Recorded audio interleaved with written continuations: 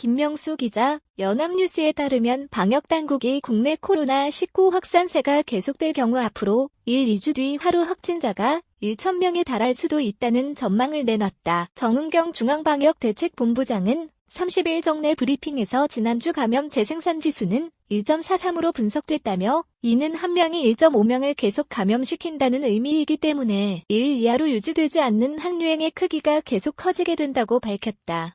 그는 이어 단순 계산하면 감염 재생산 지수가 1.431 경우 2주 뒤 감염자는 많게는 701,000명까지 발생할 수 있다고 전망했다. 이번 3차 대유행 시작 이후 감염병 전문가들이 하루에 신규 확진자가 1,000명 이상 나올 수 있다고 경고했지만 방역당국의 책임자가 감염 재생산 지수를 토대로 1,000명대 가능성을 공식 언급한 것은 이번이 처음이다.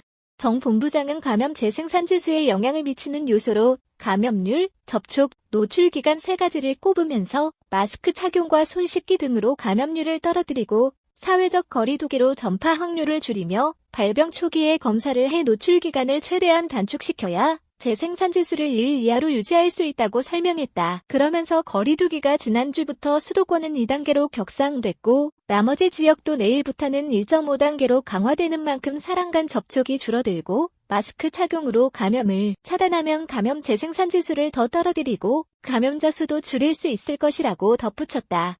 정 본부장은 지난 1월부터 11개월간 코로나19 대응을 해오면서 많은 위기를 겪어왔지만 올겨울이 최대 고비라고 생각한다면서 춥고 건조한 동절기에 환경 여건은 더욱 나빠지고 지역사회의 잠복한 무증상, 경증 감염자는 증가해 그 어느 때보다 전파 위험이 높은 상황이라고 우려했다. 그는 또 현재 위기 상황을 극복하지 못하면 지난 11개월간의 모든 노력과 희생이 물거품이 될 수 있다며 코로나19 위험이 증가한 올 연말에는 대면 모임은 없다는 원칙하에 각종 연말연시 약속과 성탄절 등 종교행사, 신년회까지 모두 비대면으로 진행하고 집단 모임 후 후각이나 미각 소실 등의 증상이 있는 사람은 최대한 신속하게 진단검사를 받아달라고 요청했다. 정 본부장은 코로나19 확진자가 집에서 치료를 받는 자가치료 기준에 대해서도 일부 언급했다.